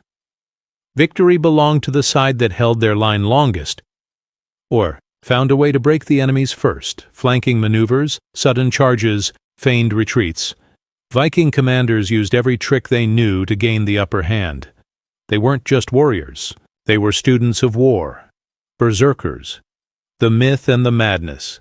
Among the Viking ranks, there were those feared even by their own: the berserkers, warriors said to fight in a trance-like fury, immune to pain, howling like wolves or bears. They wore animal skins, sometimes nothing at all, and when battle came, they charged ahead of the lines, smashing into enemies with wild abandon. Were they real or myth? Archaeological and textual evidence suggests they did exist, possibly under the influence of hallucinogens, religious frenzy, or sheer psychological training. To enemies, they were demons in human form. To allies, they were both terrifying and sacred, said to be touched by Odin himself. Psychological warfare, spreading terror. The Vikings didn't just win with weapons, they won with fear. They understood the power of reputation, and they used it. They burned churches, defiled holy relics, took monks as slaves. Their targets weren't just military. They were symbolic. The attack on Lindisfarne in 793 didn't just loot a monastery. It shattered the illusion that Christendom was protected. Inside France and England, kings built armies, but they couldn't be everywhere. The uncertainty of where the Vikings would strike next became a weapon in itself. Villages surrendered before a battle even began. This was psychological warfare, centuries before the term existed. Raids versus battles. The Viking preference. Vikings preferred raids to large-scale battles. Why? Because raids were quick, profitable, and low risk. Raiding was like a business venture. A fleet would assemble, choose a target, strike hard, and return before anyone could react. But that doesn't mean they avoided battle. When necessary, especially when defending settlements or waging war for control of a kingdom, The Vikings could fight pitched battles as well as any professional army. The difference was choice. They fought on their terms, and only when the reward justified the risk. Viking fortresses, defensive, strategy. Despite their love for movement, the Vikings also built fortifications, especially in Denmark and later in Ireland and England. Massive circular forts like Trelleborg and Firkat, constructed under King Harold Bluetooth, show military planning on a national scale. These forts weren't random. They were symmetrical, engineered, and housed hundreds of warriors, ready to defend or deploy. In Ireland, cities like Dublin became fortified Norse strongholds, resisting Irish and Anglo-Saxon attacks for generations. The Vikings didn't just raid, they dug in. And when they held territory, they fortified it. Naval tactics, control of the Sea Vikings, were unmatched on the sea, not just because of their ships, but because of their naval tactics. They used hit-and-run raids, but also blockades, amphibious landings, and coordinated fleets. They timed attacks with tides and moonlight. They traveled in winter, when others thought the seas impassable, and in some battles they even chained ships together, creating floating fortresses in narrow fjords. The sea was not a barrier. It was a weapon, one they wielded with terrifying skill. Tactical evolution. From raiders to kings. By the late Viking Age, tactics changed. No longer raiders from the mist, many Vikings had become rulers. Kings of England, dukes of Normandy, defenders of cities they once looted. This meant new battles, new alliances, new enemies. The Viking army that faced King Harold Godwinson at Stamford Bridge in 1066 was not a band of pirates. It was a disciplined force led by King Harold Hardrada, a veteran of dozens of campaigns, trained in the elite ranks of the Varangian Guard. And though he died on that battlefield, his army proved that Viking warfare had become as organized, strategic, and lethal as any in Europe. Legacy of Viking warfare. So what did the Vikings leave behind? Not just in blood, but in battle. They revolutionized naval warfare. They mastered the art of fast deployment. They shaped how Europe built defenses, organized militias, and viewed the sea, and they proved that warfare wasn't just about numbers, but about mobility, discipline, tactics, and timing. The Vikings didn't invent war, but they changed how it was fought. And centuries later, echoes of their shield walls and sails still haunt the pages of military history. Vikings in myth and memory, sagas, legends, and national identity. In the flickering firelight of a longhouse, words became weapons, and memory turned to myth. Long after the last Viking sword was sheathed, after their sails vanished from the coasts of Europe, their stories remained. They endured not through bloodlines alone, but through sagas, tales of gods and monsters, heroes and outlaws, voyages and vengeance. These weren't mere bedtime tales. They were the soul of a people, a living archive of the Viking world. This chapter is not about history carved in stone, but history written in fire and wind, preserved in memory, in manuscripts, and in the identities of nations born from the Viking legacy. From memory to manuscript, the Icelandic sagas. When the Viking Age ended, the pen took the place of the sword. In Iceland, a land settled by Norse explorers, poets and scribes began writing down the oral traditions that had been passed from one generation to the next. The result? The Icelandic sagas, dozens of medieval prose texts chronicling the lives of real and legendary figures from the Viking world. There was the saga of Egil Skallagrimsson, a brutal warrior poet with a silver tongue and a steel will. The saga of the Volsungs, blending myth and murder, dragons and destiny. And the saga of Eric the Red, describing the icy wilderness of Greenland and the first Norse steppes on North American soil. These stories were not mere entertainment. They were cultural DNA, preserving values like honor, vengeance, fate, and resilience. They shaped how the Norse saw themselves, and how the world would remember them. The power of oral tradition. But before ink touched parchment, These stories lived on the tongue. Viking culture was oral. Stories were told aloud, repeated, refined, performed. Skalds, Viking poets, were both artists and historians. They composed intricate verse, memorized heroic deeds, and performed in courts and feasting halls. Their craft wasn't passive. It was powerful. A well-timed skaldic poem could immortalize a king, mock an enemy, or change public perception. Through them, myth and memory fused. Gods walked among mortals. Giants stormed the mountains, and every warrior death could echo in Valhalla, if only the story was told. Gods among men, mythology and national identity. Norse mythology didn't die with the old religion. It evolved. It adapted. Even after Scandinavia embraced Christianity, Odin, Thor, and Loki refused to vanish. They remained in folklore, in place names, in expressions and superstitions. In Iceland, belief in hidden people, elves and spirits, endured. In Norway, the old gods lingered in fairy tales, and in Sweden and Denmark, legends became part of the national fabric. In time, the Norse gods transformed from deities into cultural symbols, representing independence, strength, mystery, and the untamed wilderness of the North. The Romantic Revival, Vikings reborn centuries past. The Viking Age faded into the mists of time. But in the 19th century, the world remembered them again. Fueled by nationalism, romanticism, and archaeological discoveries, Europe turned its eyes back to the Norsemen. Writers and artists painted the Vikings as noble savages, brave explorers, and poetic warriors. Richard Wagner composed operas inspired by Norse legends, albeit with horned helmets that never existed. Painters depicted longships at sea, axes in hand, flames in the sky. In Scandinavia, Viking imagery became part of the national identity. Schools taught sagas. Statues rose of Viking kings. Museums celebrated the past. But this revival wasn't always accurate. It mixed fact with fiction, soared with stagecraft, blending archaeological truth with artistic fantasy.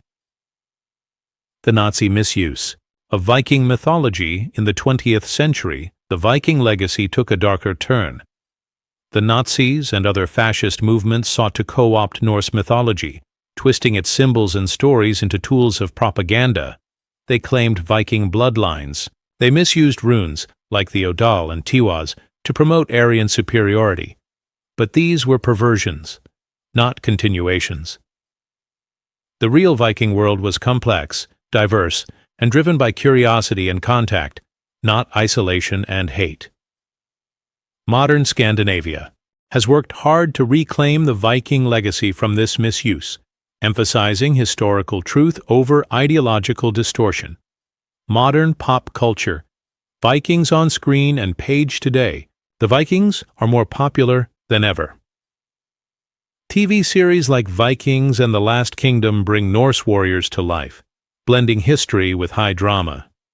Video games like Assassin's Creed, Valhalla, and God of War. Ragnarok place players in the heart of the Viking world. Marvel's Thor, once a mythic thunder god, now hurls his hammer across Hollywood screens. But pop culture often walks a fine line between myth and reality. It celebrates Viking bravery, but sometimes ignores their brutality. It glamorizes their freedom, but glosses over their slave-taking. Yet in doing so, it also reignites interest, driving millions to explore the real history behind the fiction. In that way, the sagas live on. The Viking identity today. Blood, culture, and curiosity. Who are the Vikings now? There are no more long ships on the North Sea, no more raids on monasteries, but the descendants remain in Denmark, Norway, Sweden, Iceland, the Faroe Islands, and beyond. They are teachers, farmers, programmers, soldiers. Their DNA is scattered across Europe, from Ireland to Russia, and for many, Viking is not just a bloodline, but a shared heritage, a cultural identity rooted in exploration, resilience, and adaptability. Reenactment groups bring Viking life to festivals and fields. Blacksmiths forge axes in ancient styles. Scholars debate saga authenticity. Children learn Norse myths in school. The Viking Age is over, but the Viking spirit, curious, bold, and unyielding, lives on. Why stories matter. The eternal saga. So why do we still tell Viking stories?